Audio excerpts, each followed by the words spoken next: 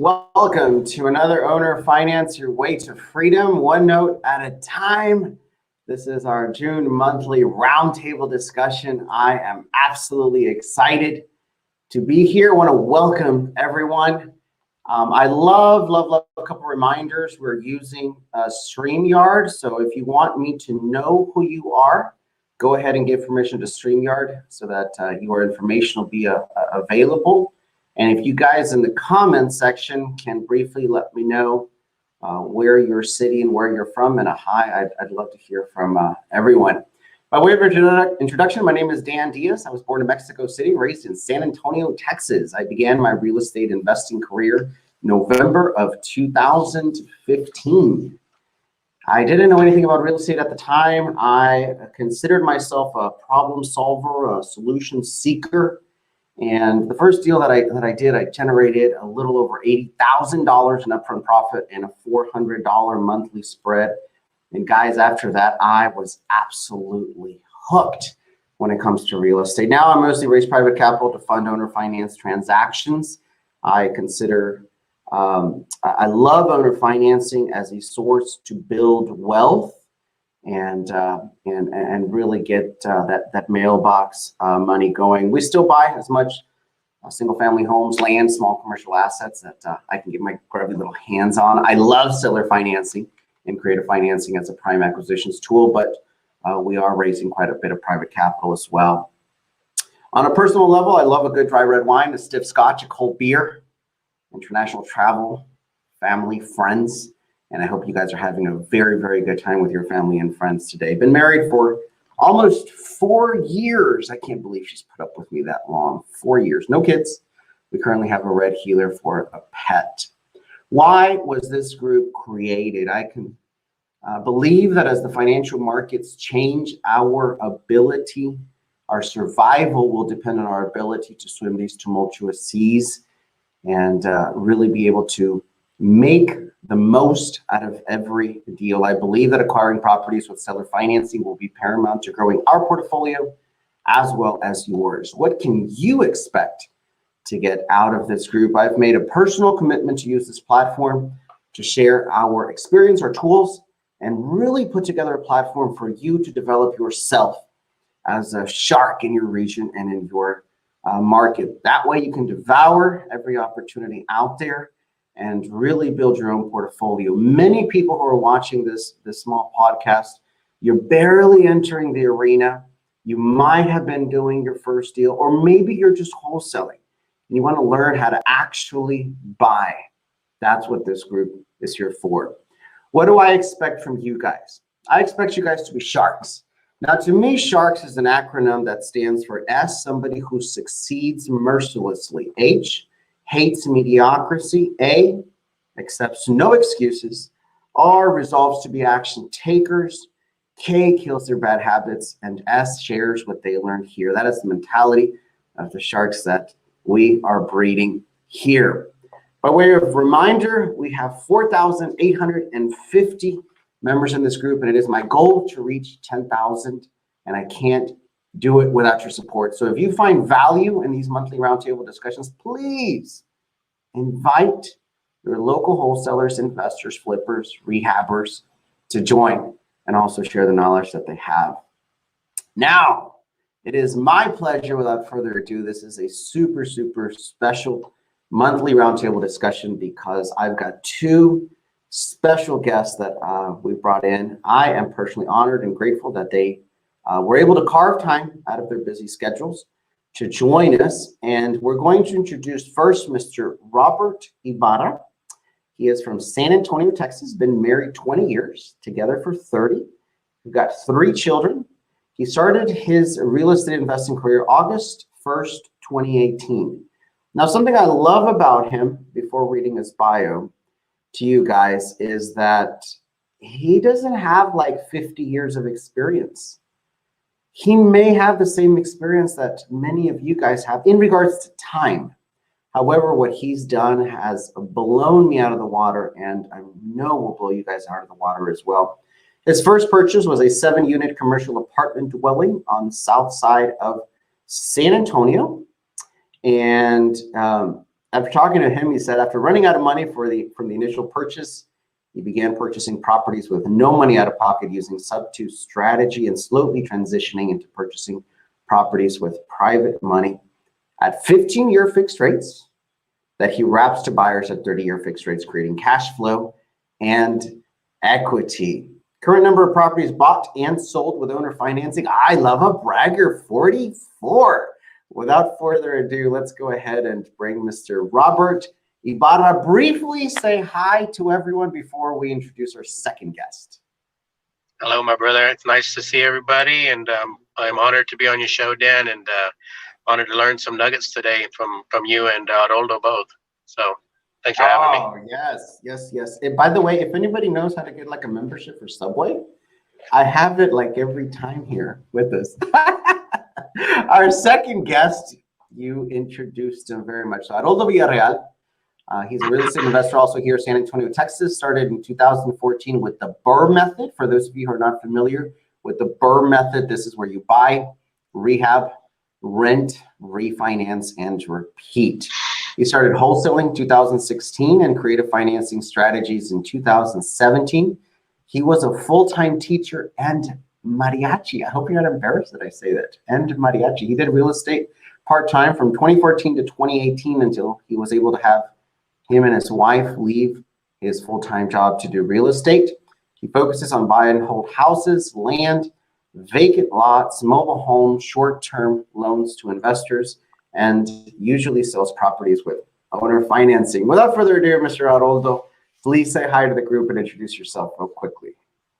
Hey guys, I'm Aroldo. I'm here locally in San Antonio, Texas, like all these guys, and also looking forward to get a little bit of nuggets from everyone, even though I just had a few chicken nuggets downstairs. Chicken nuggets? Where did you have lunch from? The kids had to have them.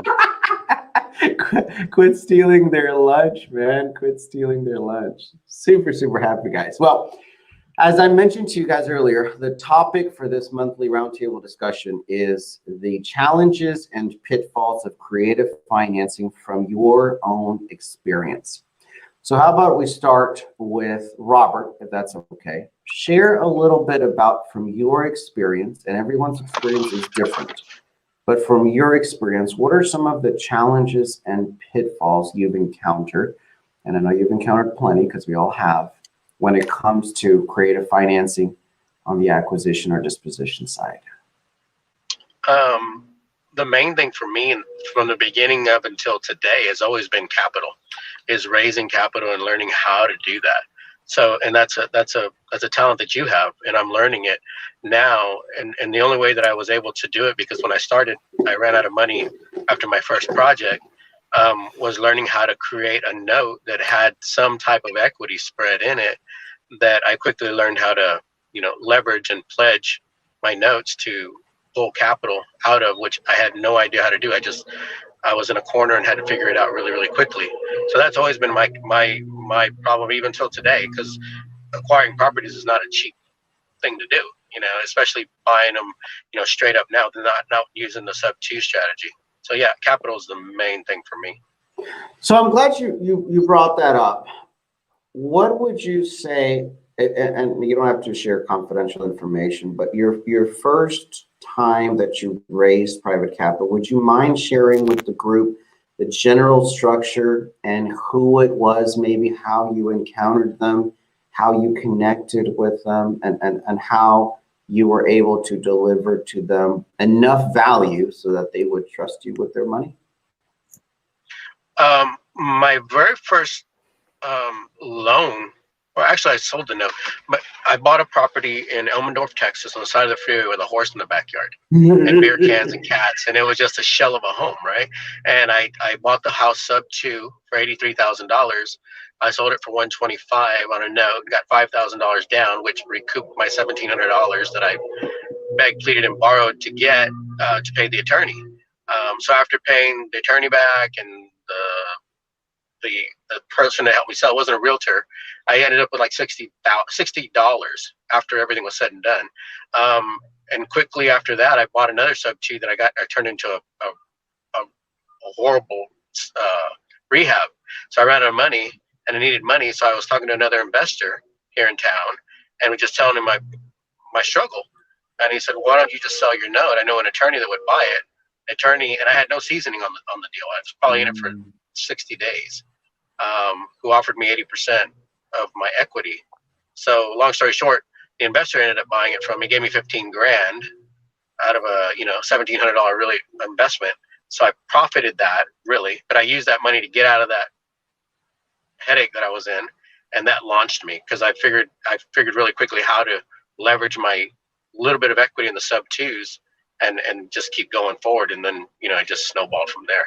But it was a wholesaler. It wasn't a wholesaler. It was an investor that has more years than me, and I just shared my problem. And that's what I've learned really quickly in this business is don't be shy. I mean, if you don't have the money, you don't have the money. Ask, right? And then the other investors will help you. It's kind of like jumping in the water. They're not going to let you drown. If you're not there to hurt them, if you're there to share and help, like what we're doing right now, man, they're going to help you. And if it benefits them, and I'm glad it did, that property has now been foreclosed on by him, and he received another down payment, which I think was $20,000.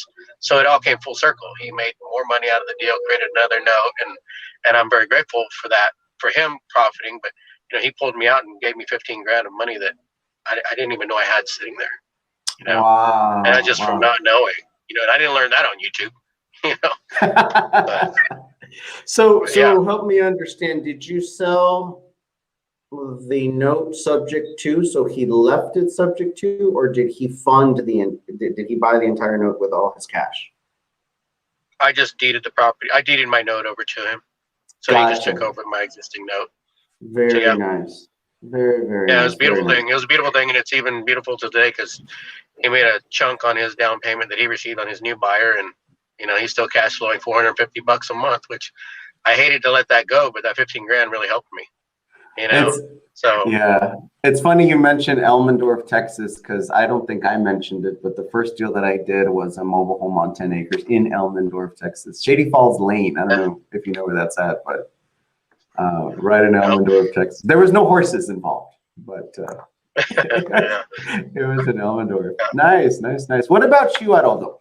What are some of the pitfalls, the challenges that you have encountered in your creative finance acquisition that maybe you wish you knew before you made these? I guess this is kind of advice for new guys who are looking to get into the creative finance part of it. Is more on most of the problems I've encountered is not on the seller finance, straight seller finance. Hey, someone owns a house free and clear, they seller finance it to me or anything like that. More of the problems come from the sub twos. Or sometimes you buy it, they're happy to sell you the house. Later on, they forget that, hey, they actually told me that they were going to pay off a loan. And now I can't get a loan, even though I agreed to it. Or on the paperwork that I fill out, I tell them, look, if you're going to file for bankruptcy later on, this house is no longer yours. So don't include it. Don't try to have this debt discharge or anything like that. And I've had people forget that. So that's where they start calling me back. Forget that. Yeah. And I show them the paperwork. I show the attorneys the paperwork. I had an attorney who the seller filed for bankruptcy. And that has happened before several times. And everything's fine. But this attorney was saying, I need to do what's best for my clients. So I'm going to do whatever I can to get this debt discharged. And I said, because they were going through a Chapter 7. And I said, well, I mean, you don't really need to because anyway, long story short, I had to hire an attorney to fight that and all that. And I spent money on that. And then COVID hit and nothing ended up happening. But the attorney was saying either you're going to have to sell. I had already sold the house on a wraparound. And he said either you're going to have to sell it or they're going to call. I'm going to do whatever I can to have the bank call the note due. And I'm like, dude, come on. And I showed him all the paperwork. He said, that doesn't matter. I'm going to try to get it discharged. Things like that they said, or they forget again, like, hey, well, I sold you this house and it still shows up. I'm like, are you looking to buy a house? They're like, no. I said, okay, how's it affecting you? They're like, well, it's on my credit. I'm like, well, it's actually building your credit because it's good for you. And they just want me to pay it off for some reason. And the first house I bought subject to, and this is another tip of word of advice for someone else. If you're buying a house from a wholesaler, a subject to house, or any kind of creative deal, make sure you talk directly with the seller. They might not want you to, but this specific house, I bought it, and the wholesaler that brought it to me, this was my first substitute house, by the way. The wholesaler that brought it to me told the seller that it was going to be paid off in 2 years. And nowhere on the contract did it say that. No one informed me of that. 2 years later, the lady comes around. She's knocking on the door for the tenant. The tenant calls me, like, there's someone here knocking, and they're saying it's their house and all that stuff. Long story short, again, well, they told me that it was going to be paid off in 2 years and stuff. I'm like, well, same thing. She didn't need it to be refinanced. She wasn't looking to buy a house. She couldn't qualify for a house. She just wanted the house back. So she was making a stink. Well, and correct me if I'm wrong, she had been promised that by the wholesaler. I mean, not your fault. It was nowhere in writing, but she wasn't totally like just making it up either. Oh yeah, yeah, that's true. That she didn't forget about that, but I wasn't aware about it. And was it true? I don't know, because she said I have it in writing on the contract, and then she sends me the contract, and it's nothing on there, and I couldn't find the wholesaler. Anyway. Flybynight@gmail.com. I think that's how you can find them. Yeah, I guess they went out of business. I don't know what happened, but things like that can come back that you don't even know. When I learned that doing it, I didn't learn it from other people's mistakes. And the whole point of this is to learn from someone else's mistakes, so you don't have to do that. So we're talking about, for those of us who are just joining us, Jaime Farias, good friend of mine, he just dropped a massive golden nugget. Attorneys know everything. Yeah, right. 50%, and that was just a joke by him, by the way. He's a good friend. 50% of attorneys are proven wrong every day in America. Like, literally, that's a fact. 50% of attorneys are proven wrong every day in America. So don't necessarily blindly go, by what you hear. But one of the great golden nuggets that Aroldo just dropped is, if you're buying a subject to from a wholesaler, have a relationship with them, make sure they get paid whatever you agree to compensate them. However, you need to communicate directly with the seller. You need to. Now, personally, I don't know what you guys do, but personally, whenever a wholesaler brings me everything, I lay them down on the conversation. I say, listen, let's draft up an agreement of how much you're going to get paid, but everything that you've had signed with the seller, I need them re-signed, because it's my paperwork, it is my commitments, it is my promises. I'm going to be dealing with the situation for 15, 20, 30 years, depending on the length of the situation. Do you guys do something like that? Do you guys insist on talking directly with the seller? What about you, Robert? I haven't, but I ran into the same problems that Aroldo had. That's what weaned me off of them. They're great for weaning off and retiring yourself really quickly, but they're not passive by any means. They're not. I mean, they're high maintenance and they're very hairy, and but I mean, it gives you credibility. That's what it gave me when I went to the private investors that I have now, just showing them my portfolio, and people are amazed that you can buy homes with zero money. When they see that and they have actual cash that they can invest for 15 years, at a nice percentage to them, man, they're more apt to lend to you for anybody else, just because you're in the fire. They know what you're dealing with, and it's a catch-22, because some lenders just think you're nuts. But that was the whole reason for me getting out of mine. I think I have 5 left of my sub 2s, because I just started wholesaling them, or not. I just started selling my notes and deeding them over to investors that wanted the headache. And I sold them for $5,000 a piece. And some of them had some pretty nice equity in them, or not equity, cash flow. I don't recall getting any calls from you. I remember you saying you hated something, so I didn't call you. But for $5,000, $200 a month on the average, because when I started, my average was $350, and then it went to $250. But when COVID hit, just like Aroldo had mentioned, one non-payer wipes out 5 of your paying notes, you know, and that was a hard pill for me to swallow. And then my rentals just bellied up because, you know, they didn't have to pay me rent. So it was just, last year was tough. You know, I mean, I really had to hunker down and really think about what I was going to do and position myself. So, you know, that $8,000 a month cash flow goes really quick, but I could still pay my bills, you know, and then I just thought, you know, I need to get out of this. And that's when I started, you know, door knocking and going to lenders that, you know, have deep pockets that were looking for somebody to, when you talk to a lender like that, they're looking at you as a property manager, not so much as an investor, right? Because that's the mentality they have, is that, hey, I'm going to lend you this money at 10 to 12%, and you're going to manage that thing. And here's the payoff.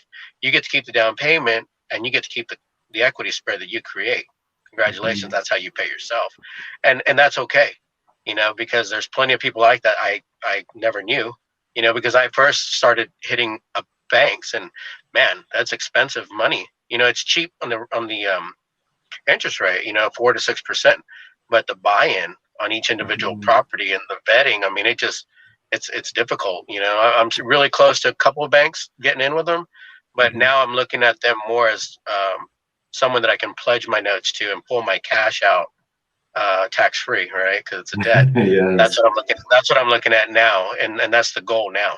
So I mean, I had to go to another level, but like I said, the problem is capital. You know, getting to that next level is tough, but it is attainable. I mean, I started with nothing, you know.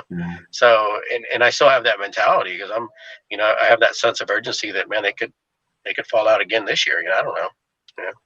Yeah. What about you, Aroldo? What are your thoughts on the passiveness of subject twos that are wrapped? The passiveness, I actually just got off the phone with another lady, a buyer. She they've been great. She bought this is actually the house that I bought that the seller wanted the debt discharge, or the seller's attorney. But anyway, I bought it, I wrapped it. Now the buyer's calling me because COVID hit. She lost her job last year. And when COVID hit, I was freaking out. I'm like, what happens if none of them pay me and I have to service all these loans? I could do 2 months, 3 months, maybe, especially because I'm ahead on all of them. Like, I'm 2 months ahead on all my loans. And I'm like, what's going to happen? But anyway, none of them stopped paying except this lady. She needed help. So instead of $1,800, I told her, just pay me 60%, whatever it was. So $500 less or something like that. And with that, it's just like, they're calling me, the escrow changes. You got to watch out whenever you have all your loans around March, you're going to get your escrow analysis from your underlying loans. So you have to call the servicer, say, here it is. Here's our updated payment. Make sure you increase our escrow to this, and make sure they're sending the correct payment to the underlying loan. And it is not passive. I mean, it's more passive, I guess, than rentals. No, actually, I mean, some of my rentals, I haven't even spoken to them. They just deposit the money. But yeah, it is not a passive thing. On the wraparounds, because you have all those little things that the escrows, the insurance. I just got a paper today that the insurance on a property I sold back in 2018 on a wraparound, that the insurance is incorrect, even though it's always been the same. It hasn't changed for the past 4 years, but now they're saying that they want the seller listed. Those little kind of things that you just got to stay on top of it, because then they'll cancel the insurance, and then they put force-placed insurance, which is like 3 times more expensive. And you have to eat the cost because it was your fault instead of the buyers, those kinds of things. Yeah, I just got a updated statement on one of our wraps, and it was $250 more on the insurance, on the escrows. And I looked it up, and it was about $50 more on the taxes and about $200 more on the insurance, which is really odd. So I called the buyer and I said, hey, did y'all do any changes on your insurance that I need to be aware of? And they're like, oh yeah, we signed up with this other insurance company, and they went ahead and gave us a free TV for signing up. I'm like, oh my God. I'm like, are you aware that it's going to cost you $200 more per month? They're like, no. I'm like, well, you need to look it up because your monthly bill, your TV just cost you $200 a month. Anyway, it's a mess. They're all pissed off. They claim they didn't know. They told him that sales agent told him that it was going to be, exactly the same. And no, it's $200 more a month now on the escrow. So you're absolutely right. I mean, it's not as passive as a lot of hashtag no HUD gurus will lead you to believe when it comes to the passiveness. Now, I'd love to hear from both of you guys. We'll start with you, Robert, first. Somebody who is starting out, maybe they've done a few wholesale deals, maybe they own a rental or two, they've done some research on YouTube University about subject to property acquisitions. What are your thoughts about whether or not they should jump into wraps as a disposition strategy, or if they should simply hold on to them as rentals? What are your thoughts on that, Mr. Robert? Me personally, I would wrap them, just because you're creating a note that's tangible.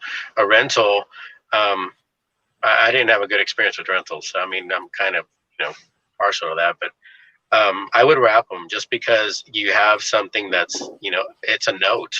And you as well, if anybody else can agree to having a note is a lot more attractive to somebody rather than having a rental. That's just my opinion on them. It's just I'm just a wrap guy. I like creating notes now more than anything. And I know Aroldo does this. I mean, he was buying sub twos that had equity. I was buying any sub two that came my way, and I didn't care if it was upside down. If I could create a cash flow on it, I would do it. Which in hindsight is kind of goofy, but I was more of the guy that just wanted to get as many as I could get my hands on. I had some that only made me $60 a month after servicing and all. But again, those notes that were paying me $60 a month, when I needed the money to get into this new, strategy that I'm in now, I was able to sell them for $5,000 because people were willing to invest $5,000 for $60 a month. So, Wow. it worked out for me. So, Very nice. a $60 a month cash flow turned into $5,000 now money, You add that up, you do 10 of those, that's $50,000, and $50,000 goes a long way. Yeah, for sure. What about you, Aroldo? What would be your recommendation for a new guy who's starting out? If you're able to buy them with equity and or where they're going to cash flow, taking into consideration vacancies, repairs, those kinds of things, keep them as a rental. And if you get into them light. Now, if you when you say light, do you mean light rehab or light capital injection? Money wise. Capital injection. Okay. Let's say if you have a property, I had a property I wanted to keep as a rental. It would have cash flowed $600 a month as a rental, but I ended up selling on a wrap because I had about 30,000 into it. I'm like, do I want to keep my money in there? So I got my money out. Now I didn't get all my money out. I got about 15,000 out of it. So I still have 15,000 invested compared to 30, and I'm cash flowing 750 without any ongoing maintenance or anything like that. But if you get into a property, especially since I have never done them, but you do Airbnbs. Mm-hmm.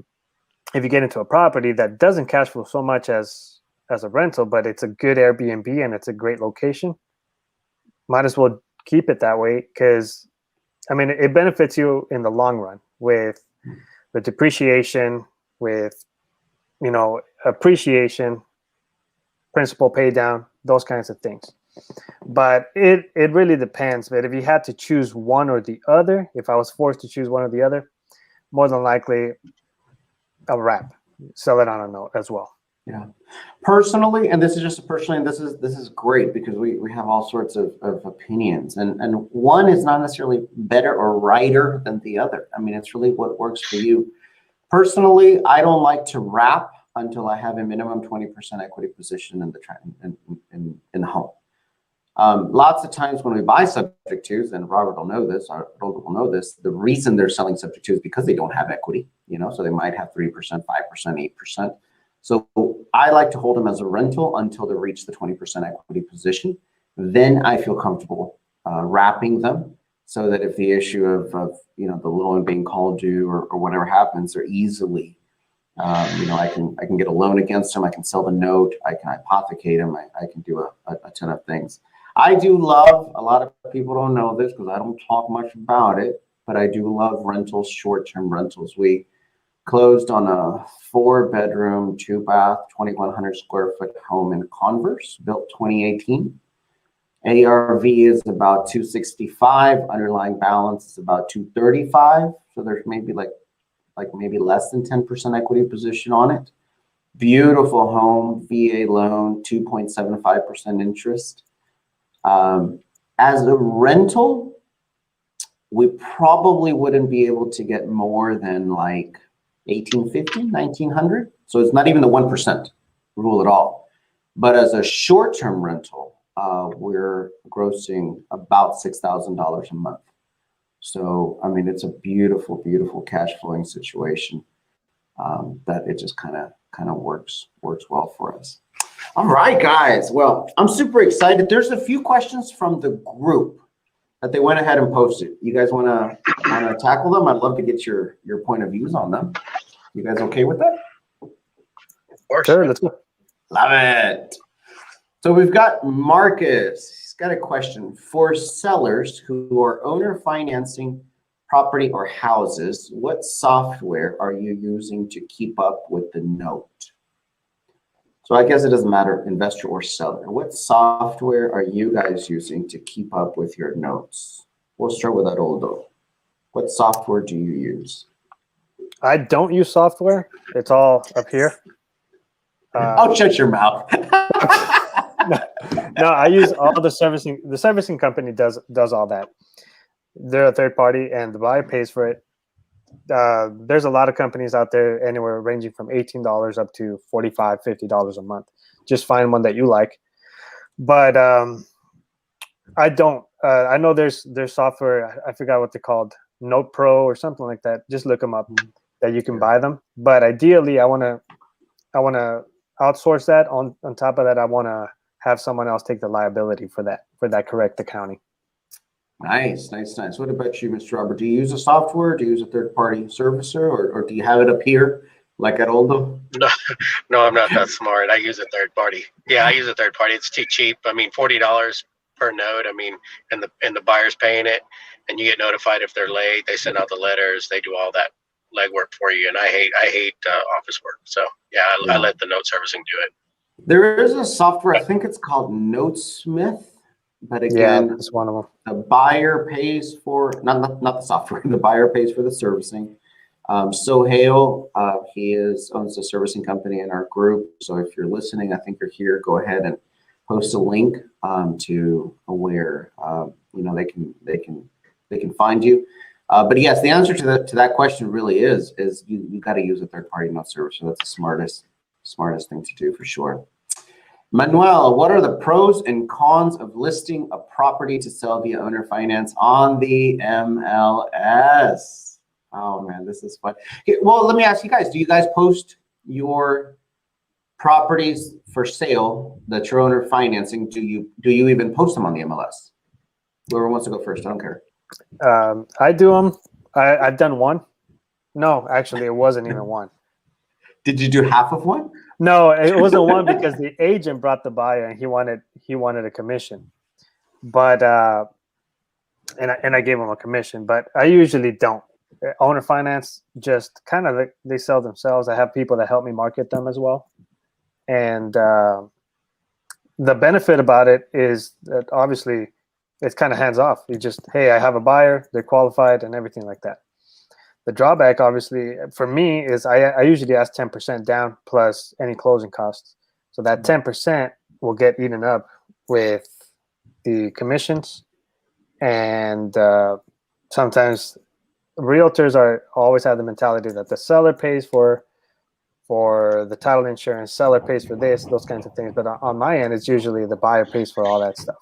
So we just got to trade that off. So if you want to keep more money, have someone do it for you. I usually pay whoever sells, the guy that helps me with that, I pay him 10% of the down payment.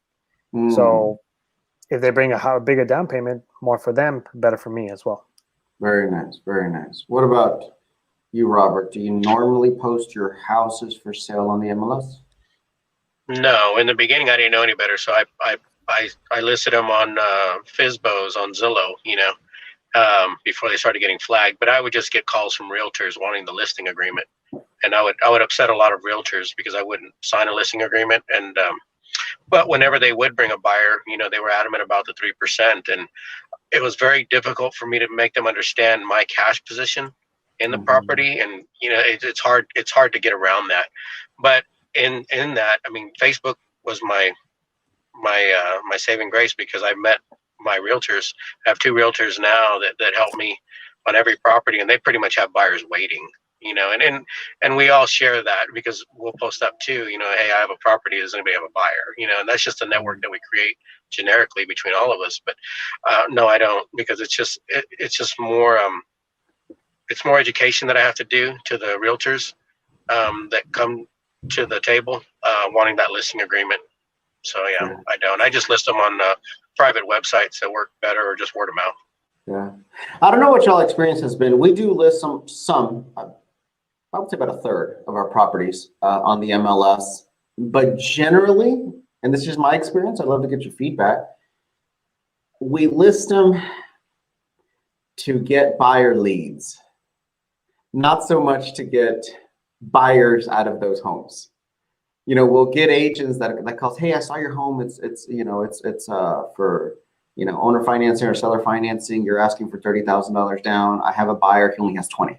Or you're asking for $50,000 down. I've got a buyer. He only has 30. And it's like, well, we can't put you into this house, but we can do something else with you, So sometimes, that kind of works for us. But I agree with you guys. The MLS is not always the best place.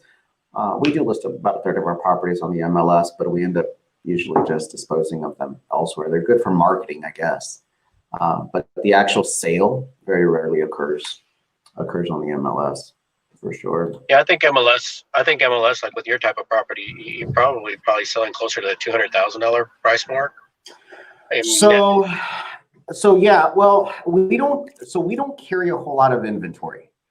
What we do is we'll take an owner finance, a high risk non-lendable buyer that needs owner financing, and we'll raise the capital so that he can purchase any home off the MLS.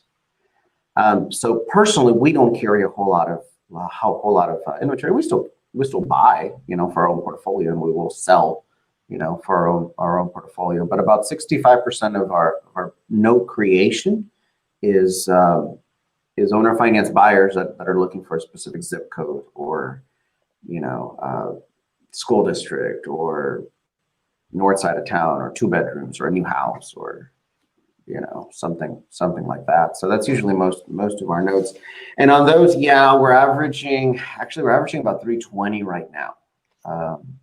We've done everything from 150,000 up to our largest note is 1.2. It's a home in Spring Branch, and that was a 10% interest rate. I mean, that's a pretty penny on the mortgage. Crazy. It's funny. I want to talk about that, because who is the typical owner finance buyer? I have found there's generally 3 criteria, and if there's any more, I'd love to hear your feedback. But the criteria that I've learned is those who don't have a social security number in this country yet. They only have an ITIN. I like to use the word yet, because someday they will. Folks with bad credit, and folks that are self-employed and don't have the 2 years of tax returns, or they lie to Uncle Sam and take full advantage of their tax write-off and are poor on paper. You think that covers about most of? Yeah. I found one more category.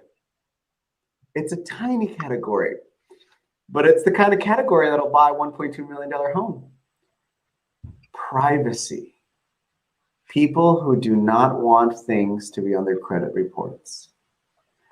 Because maybe I could be wrong, but the lady that gentleman showed me, I don't think was his wife. I'm just throwing that out there. I did not ask any questions, but he was very adamant. This is not going to appear on my credit report. Like, no, sir. If you don't want us, we don't report to credit bureaus. And we even taught him about, how to put things into a trust, which he loved the privacy aspect of that. We were totally okay with it. So people will pay a premium for privacy. Have y'all ever encountered that? Not yet. No. But I'm like, Not kind yet. of along those lines is like, I had a guy who I was selling $150,000 house. He wanted to put $100,000 down, but he wanted to give it in cash, and he didn't have proof of income, and he couldn't tell me where he got it from, and he was not legal. I'm like, I don't know about that. I wanted the money, but did you say thank you? no, because him and his woman there, whoever it was, were like, oh well, do we want to give that money? And they kind of seemed kind of shady, but I mean, money was, and the other thing is that they were going to live there in the house. If they were going to be investors, I told them, look, if you're not going to live here, great, but I still got to go through all the process. I'm like, if you guys are felons or something, you're gonna know where I live and freaking come and find me. Yeah. If I want to foreclose on you. The first deal that I did, that deal in Elmendorf, Robert, I don't know the story. Her story, the buyer's story, was that she was running from an abusive husband in the Carolinas, and she was fearful of her life, and she didn't want her name anywhere, and that was her story. I think she killed him. I think she's running away from the law. I really, really do. I mean, just wasn't the way Carol things... Baskin, was it? No, but her first name was Carol. I won't tell you the last name. Carol Baskin. That's funny. Tiger King Roberto and Aroldo here. Oh my God, that's no, but one thing that Aroldo said was, a lot of the buyers that we have, there's such a shortage of homes, which we all know. But a lot of the buyers that I'm encountering now, I had my last sale. The lady was from California, and before we even officially closed, the realtor called me and said, "Hey, Rob, the lady's at the house with her U-Haul, wants to know if she can unload." Ooh. And man, I had to think about that one, and I let her, but we hadn't even completed the sale yet. But I mean, it just goes to show you that there's such a shortage now. And the only reason I was able to close her is because the RMLO was done. But had it not been, I mean, it's kind of, but there's so many people that are, they're borderline desperate, for housing. I mean, I've had a bunch of people that are living at Red Roof Inns, it's just crazy. But again, when I got out of the sub-2 market, my price point went down to 135 to 165 is my average now. So different buyer, they're not as savvy as you would think, but they're moving and they have cash, down, and they're not messing around. But you just have to be mindful of that, because you don't know who you're selling to, and where that money came from. You just got to be careful. Yeah. Jaime says that Aroldo did not want to end up in a barrel of acid. That's the truth. Yeah, you never know who those people are. So he wants to know, do you use an RMLO to originate your notes? Unless they're not owner-occupant, that they're going to be investments. I mean, I know you should, because it's a benefit if you want to sell the notes, but most of these notes I don't sell them. But yeah, if it's owner-occupied, yes, all the time. Absolutely. Yeah, the only RMLO that I did not do was it was a recent property that I sold on the south side, and I sold it to the gentleman's business in his business name, so I didn't do an RMLO.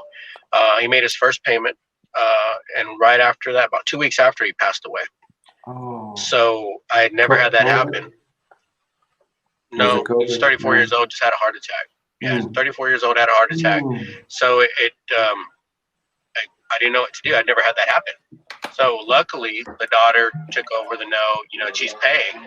But it made me realize that now on my owner finance notes with my owner occupants, I'm requiring them to get a policy, a life insurance policy, which is only like $12 to $15 extra, just in case they do pass away. I mean, that was something I never ever thought of that would happen, but it happened to me three months ago. Wow. So that was something I never thought of. I mean, of course, you get insurance, you get fire, wind damage, all that stuff, but now I'm requiring them to have a death policy attached to their homeowners, because that does happen. I mean, it happened to me, and it never crossed my mind to get that. Wow. So Yeah. what would you have done?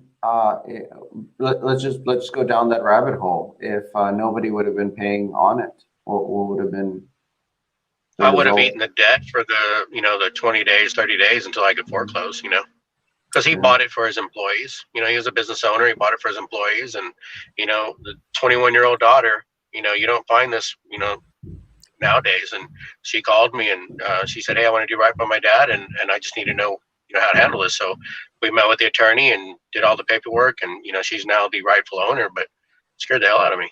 Yeah. I never would have thought that, but it did happen, and it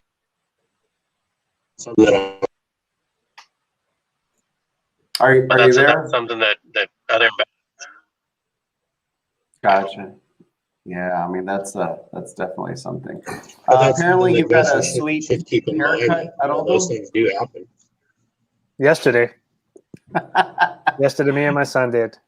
I'm gonna get questions on this later. I know, because some people asked, but I told them I was gonna cover probably this today. Sure, go you have ahead. the time. Yeah, please do. We started off, obviously, the topic was the downfalls and the bad things about Challenges. creative financing. But there's obviously, the reason we're doing it is because there's positives to it. It's not all dark and all that stuff. But I wanted to go over a property I bought through driving for dollars. I ended up buying it for 60, and I sold it for 65 a month later, owner finance and all that stuff. And they paid me off a month later, or 2 months later, something like that. Oh, So wow. all in all, you're like, oh, you only made $5,000, but that deal is really gonna make me about $120,000 this year, Tell us how. and probably another 45 over the next 5 years, something like that. Anyway, I wanted to buy that property for $35,000. The seller was stuck on his 60. He was stuck on 60 no matter what, because that's what he had into it. I went up to 40. He was on 60. I'm like, dude, work with me a little bit. Anyway, long story short, I said, if you give me this, this, and this, and this, I'll give you the 60 that you want, and I'll give you $5,000 down. So I had a property, my first rental that I had, which is, you know this one. It's the lady who cheated on her husband 11 times. Oh, yeah. And they filed for bankruptcy. And anyway, I was $30,000 in the hole on that one. I remember it. Because foreclosures, underlying loans, plus all the stuff that they did to the house. Anyway, I had that house, and then I had a land, which you also know, which is the Cash App lady. I had yes. I had that piece of land that I was buying, and it was in clear title, and I had 2 pieces of land next to it that the owner agreed to sell to me. I signed an option agreement with him because I'm like, I'm buying these 5 acres. I want to buy your 10 acres. Okay. Long story. I got the $60,000 house. I gave him $5,000. I sold it to a rehabber for $65,000. He gave me $5,000 down, and he sold it 2 months later. And now, instead of paying off the seller, I moved that debt, that $55,000. I moved it to my rental, which is the lady that I foreclosed on. Now it's the rental because I foreclosed on her. I moved it to there, and I sold that house like 2 weeks later on a wraparound after I fixed it up. And so I moved it there. Now I had the money, that $55,000. I was able to buy the 10 acres for $25,000, the other 5 acres for $6,000, the other piece of land for $12,000. All in all, I invested my $55,000 there. And now I'm selling those 3 of those properties for $45,000 each. So that's about 120, 100, whatever it is. Plus the other 2, I sold them on owner financing for another 25 one of them, and 21 the other one at 12% interest. So I don't have any money into these properties at all. But that little spread of $5,000 over time with interest and all that stuff is going to probably make over 170. Plus the debt is being paid by someone else already on a wraparound. Oh man, that is nice. I see a smile of approval from Robert. Yeah, that's awesome. Yeah, so, I mean, those are the benefits of it. I know we talked about all the downsides, but there's really good benefits if you really start understanding different strategies and putting them all together. And a lot of people, you know, I'm glad you brought that up, because a lot of people, when they hear the word creative financing, I literally just talked to a wholesaler today, and I asked him, he shared a deal with me, and not shared it with me, not JV, but he sent me a deal, and he's like, what do you think about it? And I said, this deal really needs some creative financing. And I asked him, what do you understand when you hear the term creative financing? And he says, I already talked to the sellers. They don't want to do subject to. I'm like, okay, is that all you think when you hear creative financing? And he's like, well, what else is there? And I'm like, well, you're not very creative if that's all you're thinking when you hear the word creative financing. But creative financing, I mean, that's just a great example of what you just did. It's switching the debt. It's using credit cards. It's using hard money loans. It's combining it with cross collateralization. It's moving around the notes. I've had sellers that I tell them, do you want the debt to be attached to the property via first lien position, or do you want me to personally guarantee that debt? I don't care, whatever you want. Now, by me personally guaranteeing that debt, technically the property is now free and clear under my name, so I can do whatever the heck I want with it. So creative financing, it has so many different, you know, angles and ways of you know, kind of connecting things. And man, I appreciate you sharing that. I mean, that's a really nice trade. If anybody ever thinks that we were talking doom and gloom about notes, no, notes are awesome. They're powerful. They have so much potential to buy, to create generational wealth, and you know, and to really do some awesome things. Jeremiah says, I feel like I need Jaime to do this deal on paper. Not until anyone complains, for sure. We've got probably time for one more question. Let's go ahead and bring in Rafael Campos. He says, I used a private lender to buy an owner finance deal where the seller asked for a down payment. So it looks like he borrowed money for the down payment. Totally cool.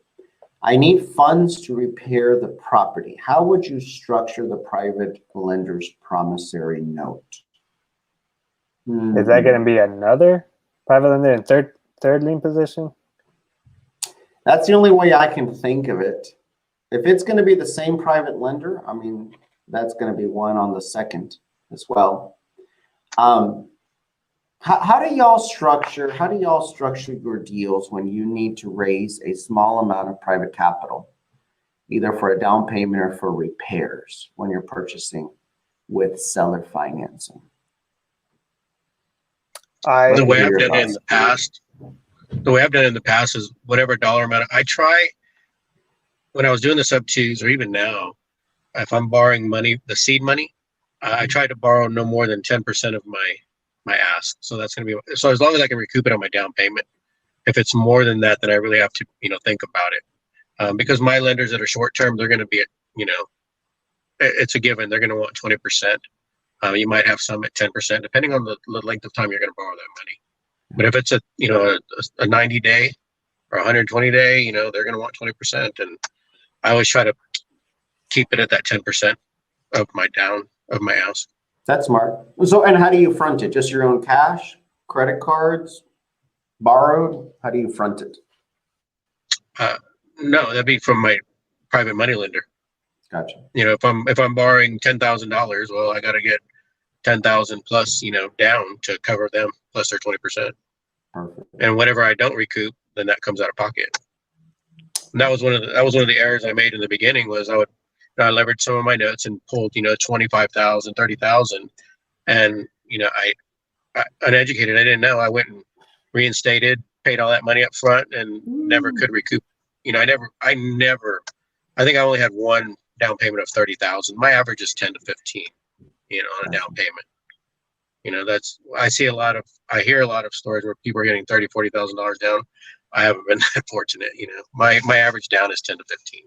Gotcha. Very cool. What about you, Aroldo? Have you ever had situations where the seller's willing to sell their finance, but they want either a down payment or there's extensive amount of repairs? How do you handle your private money? How do you structure it? Yeah, I do have private money, and it's when they're going to be in first lien position. Mm-hmm. So on something like this, if he wants, depending on the down payment, the amount plus whatever the numbers are, it might be a better idea to subordinate the seller. Mm-hmm. Because my lenders, they know me and they lend me at 7%. But if it's a second lien position, Ay, qué presumido! I love that. No, 7%. Yeah, I had secured another one. Kind of have the same story as Robert, but this was on the lender side. I secured another lender. He was going to lend me quite a bit of money. He lent me on one, but then he passed away. I'm like, oh man. Anyway, I remember that one too. Yeah, he passed away. I'm like, man, I was already counting on that money. But anyway, my lenders, they don't feel comfortable doing second, so I usually use my cash on second lien positions, but they feel comfortable doing first. So when it gets to that, either I buy it, I front the down payment depending on how much it is, and it just depends. I mean, I do have credit cards that they send me those checks, 18 months, no interest. So I send in a check. I got 2 credit cards with 30,000 each. If I need that money, I'll go and get it.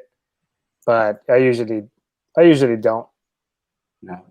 So the way I think it's probably similar to what you're sharing. The way I'll do it is I'll tell the seller, listen, Mr. Seller, if you want money for a down payment, just realize that in addition to that down payment, I've got to borrow money for the repairs. And again, let's just talk about makeup numbers. Let's say that they really want, $10,000, $20,000. And I'm getting equity in the deal, and it still requires $20,000 to $30,000. So what I'll do is I will set it up so that I'm borrowing $50,000, for example, or $40,000 or $60,000 or whatever, and I'm getting my repairs cost. I'm getting the down payment, but that lender's going to be in first lien position.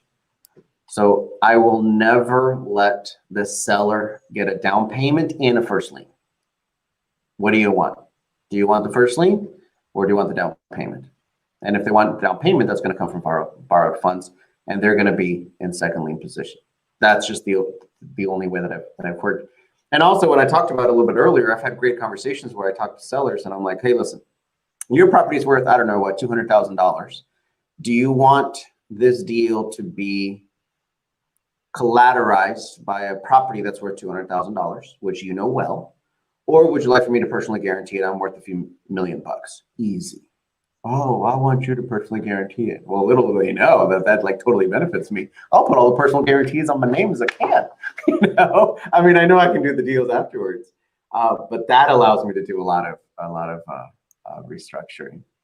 So Jaime says Aroldo borrows at 7% and lends at an effective 500%. And somehow he makes them QM loans. We don't know how. You take Four Loco payments only? Jaime takes. I haven't had those. Oh, that's true for sure. We got Manuel. He wants to know what Four Loco is. I need to try to exit this strategy ASAP. Very nice, guys.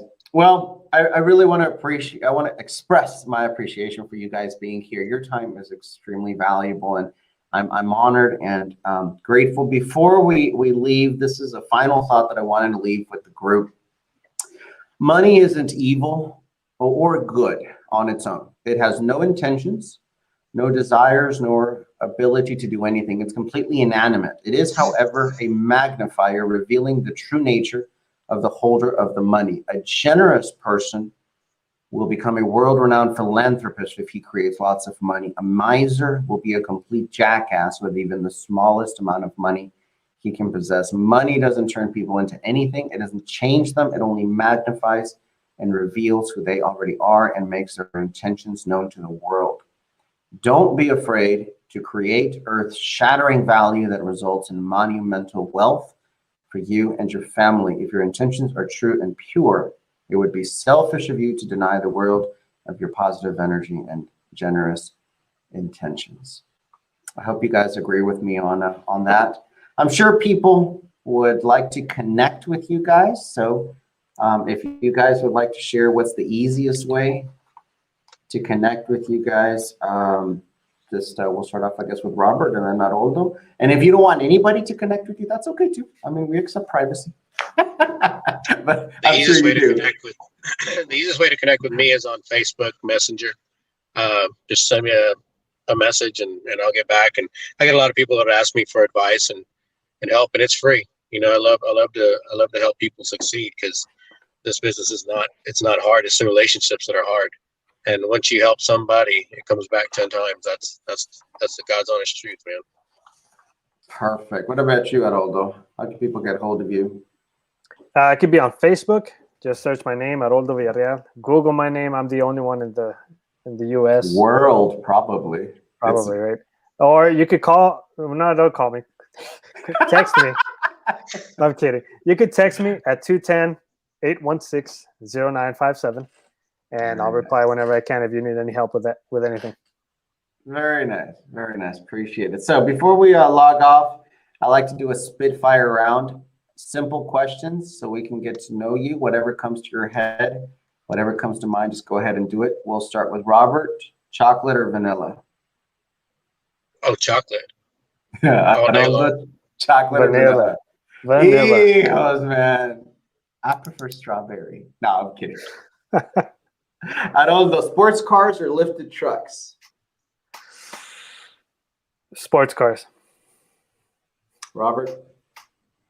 What was the question again? Sports cars or lifted trucks? Trucks. Good job. I knew there's a reason we connected. Mountain or beach for vacations? Mountains or the beach for vacation? I don't know. I'd say beach. Robert? Yeah, ass in the sand all day long.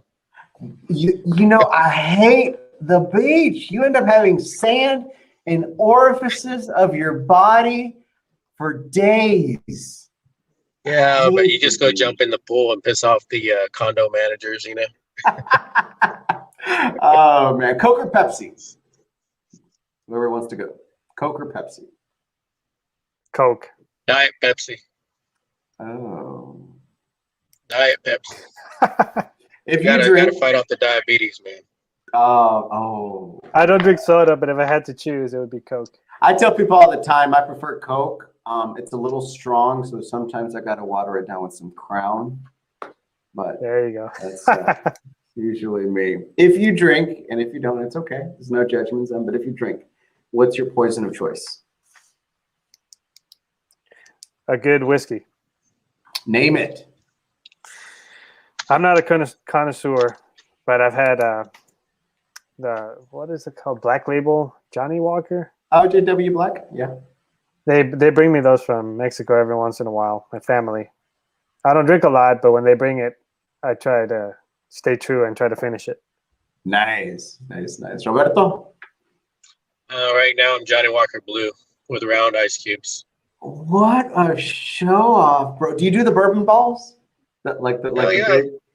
My daughter's got that for me for Father's Day. So yeah, I got the cool round ones. Oh, pretty badass. Nice. So I'm a Scotch drinker myself. Have you ever smoked your glasses, your Scotch?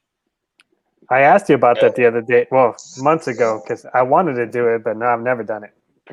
Oh man, we gotta do an in-person Scotch drinking. So you can get like wood chips. I'm sorry guys, if y'all want to go, this has like nothing to do with notes. we got into a cool topic. Take like wood chips. It could be either apple wood chips, or it can be cedar, or it can be pecan, whatever. And then you take a like a torch, I like to use a creme brulee torch, and just smoke them. And then you put the glass on top of it, and you let it sit there for like 30 seconds or so, and all the smoke will go into the glass. And then you turn it around and you go ahead and put the bourbon ball, and then you pour it over. That's how I have my scotch. It has to be like super cold, right? The glass? No. Oh, It doesn't have to be. Oh, No. okay. No. Yeah. Damn. Need to try it, Robert. Well, I mean, you need to try it all the but. Yeah, I'll send you a video here in a little bit. Sounds good. Sounds good. Well, guys, it's been an absolute pleasure. Thank you so much for being here. Those of you guys in the audience, if you found value in this monthly roundtable discussion, please invite people to the group. We love to have them.